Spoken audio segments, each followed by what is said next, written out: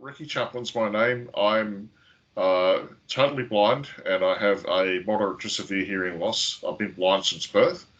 I acquired my hearing loss as an adult as a result of my genetic condition, which is Norris disease.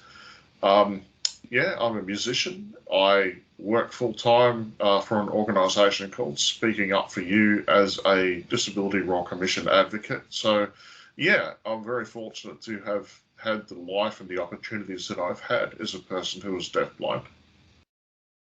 Great, thank you for that. Now, I recently had a chat to you and you shared an experience that you had doing chuchotage, which isn't necessarily a type of communication method that you often have used or have used repeatedly, but it had quite an impact on you. And I was wondering if you could share what that was like. Yeah, sure. So I was in Melbourne for a board meeting of Deafblind Australia, and we went out to dinner one night in the restaurant of the hotel that we were staying in, and I was sitting next to an interpreter, and she suddenly started repeating what was being said around the table. And I had never heard of the concept of chuchotage before. So to me, it sort of felt a bit random, but I thought, this is really cool. I've never had this happen before. It's great. I can follow the conversation in real time. So, of course, she was repeating verbatim what people said as they were actually saying it. And it really took all of the effort out of trying to follow the conversation around the table and brought it right up close, direct to me, within, a couple of feet or less. So it just made it so much easier, not only to understand what was being said, but to be able to contribute to the conversation and to know when it was appropriate to do so. So, yeah, although it came as a bit of a surprise at the time, it was a very pleasant one. And I only found out later when I mentioned this experience to Meredith Prain, who was at that dinner that night, that she explained what it was and explained to me that it was quite a legitimate form of communication, that it was internationally recognised. So, yeah, I found that really interesting because I'd never heard of it before, and it occurred to me that there were probably a lot of people who are deafblind out there, or even people who don't necessarily identify as deafblind, but who have hearing loss and who do find it more difficult in a larger group of people to have a conversation, that this option is available to them. So, yeah, I think the work that you're doing to promote the existence and availability of chuchotage is really important. Thank you for that, Rikki. It sounds like it was quite a profound experience and sort of pulled together exactly what you needed in the moment to allow you to be really included in that space that otherwise might have been exhausting or easy to feel disconnected from.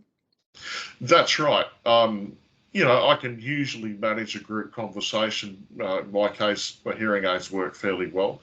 Yes, it's challenging, but I can do it, and I put all of my effort into doing it. But yeah, it was such a relaxing experience, and it just really made the night to have this made available for me. So yeah, you're dead right.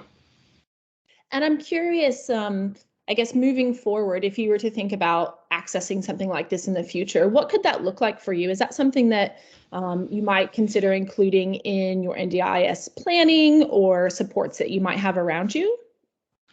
Yeah, certainly. I'd be, thinking about, particularly if I wanted to attend conferences face to face, which of course hasn't been an option up until very recently due to COVID. Certainly, I would think about hiring the appropriate person to be able to provide me with that kind of service. In a particularly informal settings, which can be very noisy in conferences and things like that. And honestly, I was getting to the stage where I was starting to feel like unless I had somebody with me, I just, didn't feel comfortable attending those very large, very noisy groups and limiting myself to online participation. So it certainly makes that option continue to be available to me once there are face-to-face conferences to attend again. So yeah, really looking forward to that. Thank you for that. And I do hope that's something that you're able to access. I know there's a bit of conversation going on in different parts of the country and the deafblind community around, I guess, where the support, where that sort of falls, whose role that falls under. And it's an ongoing piece of work. And we're looking at, I guess, providing some additional resources to ASLIA and Auslan interpreters. I'm curious if you had ever considered before needing an Auslan interpreter in this type of way, and if that's something that you think would be, I guess, approved, or yeah, as a person who does rely on English and doesn't use sign language, yeah, what you think that could look like for you in terms of accessing an Auslan interpreter to do this? I think at this point in time, it's a very new concept to NDIA staff. It is going to take some explanation and some time, I think, to get across to them the importance of this option for us. It's not something I'd even considered in incorporating into my plan. I'd never thought I, would have the need for an Auslan interpreter.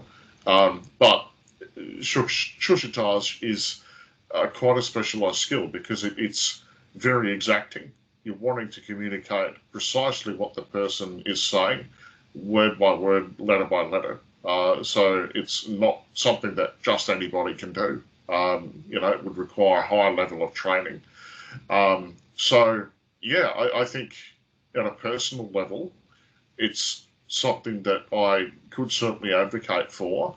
But at the level of Deafblind Australia, I think it really highlights the importance of why Deafblind Australia is so critical to be the organisation that advocates on behalf of people who are deafblind, and that have that advocacy done by people who are deafblind.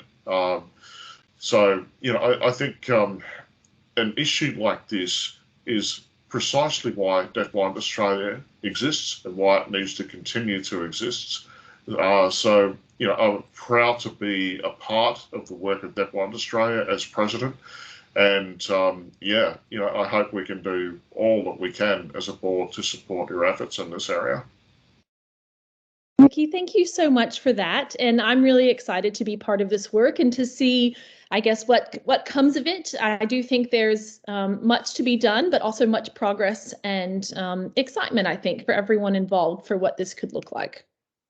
That's right. And even though it might be a bit of a long battle ahead of us, I mean, we know in the blindness and vision impairment sector what a battle it has been to get audio description, for example, on TV. It took 25 years, and we're just starting to see the fruits of that labour now. So while it could be a long struggle ahead, as I say, it's certainly one that I believe is worth it.